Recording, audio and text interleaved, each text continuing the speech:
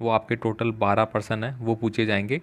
तो इनका आंसर सबसे पहले देखेंगे। तो यहाँ पे देखिए पहला प्रश्न जो है वो आपको प्रत्यय या उपसर्ग से रिलेटेड पूछा जाएगा। चढ़ाई शब्द में जो प्रयुक्त प्रत्यय है वो कौन सा हो जाएगा? तो चढ़ाई में आपका ऑप्शन नंबर है वो सी हो जाएगा। यहाँ पे आई प्रत्यय इसमें लगा गया है। आगे देखिए यहाँ पे अगला है विद्यालय शब्द का सही संधि विच्छेद क्या होगा? तो विद्यालय शब्द का सही संधि विच्छेद हो जाएगा ऑप्शन नंबर बी, विद्या, विद्याधन, आल्य। ठीक है, और साथ ही साथ इसका समास भी आपको बताना है कि समास कौन सा होगा। अगला देखिए, छोड़कर तालाब मेरी झोंपड़ी में खिल रहे जलपात, पंक्ति में जलपात शब्द का प्रयोग किसके लिए किया गया है?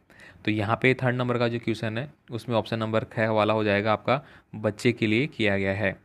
कोई कोई केव एक दास तुम्हारा, राम ने इस पंक्ति में दास शब्द का प्रयोग किसके लिए किया है? तो यहाँ पे फोर्थ नंबर में है जो ऑप्शन नंबर हो जाएगा अपने लिए किया है। तो यहाँ पे डी वाला जो घ वाला है वो सही आंसर आपको लिख लेना है। नागार्जुन का जन्म है वो कहाँ पे हुआ था? तो फिफ्थ नंबर में आपका ऑप्शन नंबर ए हो जाएगा, उनका जन्म है वो दरभंगा में हुआ था। अट नहीं रही कविता में चारों तरफ किसकी सुंदरता फैली हुई है? तो यहाँ पे ऑप्शन नंबर ए हो जाएगा, फाल्गुन की जो सुंदरता है वो फैली हुई है। पान वाला था उसका स्वभाव कैसा था? तो यहाँ पे चार ऑप्शन आपको दिए गए, तो सेवन नंबर में जो आपका सही आंसर है वो हो जाएगा क, हंसोड़। हंसोड़ प्रकार का था, वो बात बात पे हंसता रहता था। आगे देखिए, बेटी की मृत्यु पर भगत क्या कर रहे थे? तो दोस्तों यहाँ पे जो चार ऑप्शन है उसके अकॉर्डिंग हमारा सही आंसर हो जाएगा ग, वह भजन गा रहे थे। तो ऑप्शन नंबर ग है वो आपको टिक करना होगा। अचानक रेल के डिब्बे में लेखक को देखकर नवाब की आंखों में कौन सा भाव दिखाई दिया? तो यहाँ पे हो जाएगा, वह उनको देखकर असंतोष हो गया कि ये यहाँ पे कहाँ से आ गया। तो ऑप्शन नंबर ख आपको टिक करना होगा। आगे देखिए, यहाँ पे धरती से कुछ ज़्यादा ही धैर्य और सहन शक्ति की थी शायद उनमें, लेखिका ने कहा। तो लेखिका ने किसके बारे में ये कहा था? तो अपनी माँ के लिए उन्होंने ये बात कही थी। तो यहाँ पे ऑप्शन नंबर ग वाला सही आंसर हो जाता है। आगे देखिए, बुढ़वा बेईमान मांगे करेले का चोखा कहकर बच्चों ने किसको चिढ़ाया था? तो यहाँ पे हमारा आंसर हो जाएगा स वाला, उन्होंने मसून तिवारी को चिढ़ाया था। तो यहाँ पे ऑप्शन नंबर स आपको टिक करना है। आगे देखिए, अगला है यहाँ पे, लेखिका ने जब एक सिक्किम युवती से पूछा क्या सिक्किमी हो तो उसने क्या जवाब दिया था? तो यहाँ पे हमारा ऑप्शन नंबर सी हो जाएगा, उसने कहा था मैं इंडियन हूँ। आगे देखिए, यहाँ पे आपके रिक्त स्थान वाले जो प्रश्न है, जो क्रियाकर्ता स्वयं न करके किसी से करवाता है उसे हम क्या बोलते हैं? तो दोस्तों उसको अपन बोलते हैं प्रेरणार्थक शब्द बोलते हैं। क्या बोलते हैं? प्रेरणार्थक। तो यहाँ पे पहले में आप क्या भरेंगे? प्रेरणार्थक। ठीक है, प्रेरणार्थक शब्द उसको बोला जाता है। नेक्स्ट देखिए, अगला है मैंने सारा काम अभी किया है। इस वाक्य में अभी क्रिया विशेषण है। तो अभी जो यहाँ पे क्रिया विशेषण है वो किसका है भाई?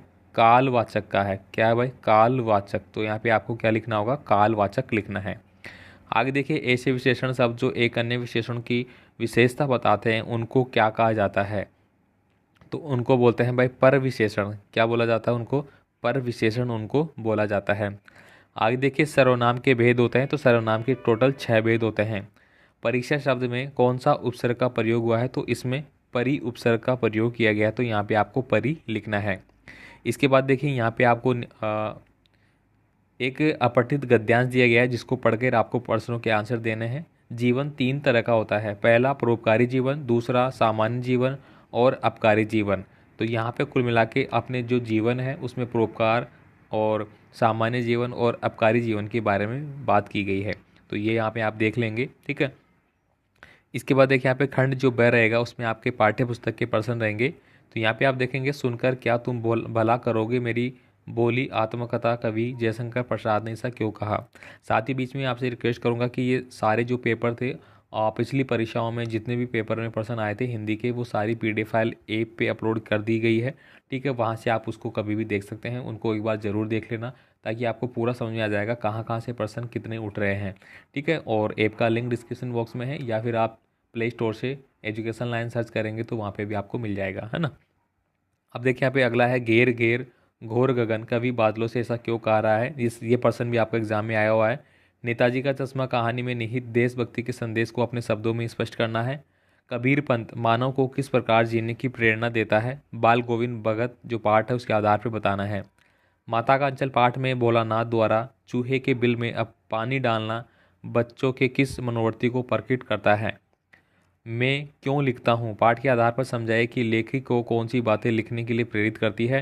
आँख का बचाना मुहावरे का अर्थ और वाक्य में प्रयोग करना है।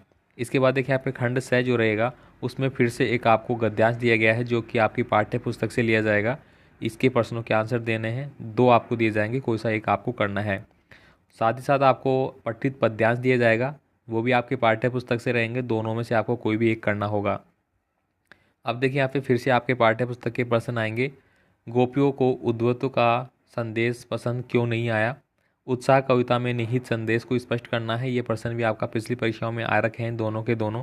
अब देखिए स्वयं प्रकाश के कर्तृत्व पर और व्यक्तित्व के विषय पर टिप्पणी आपको लिखनी है। मंगलेश डबराल के कर्तव्य या इस पे दोनों में से किसी एक पे आप कर सकते हैं। मैं लिखता हूँ पाठ के आधार पर विज्ञान के प्रति आपके मन में कैसी छवि है बतानी होगी। माता का अंचल पाठ के शीर्षक का सार्थकता इस पाठ की किस घटना में निहित है बताना होगा।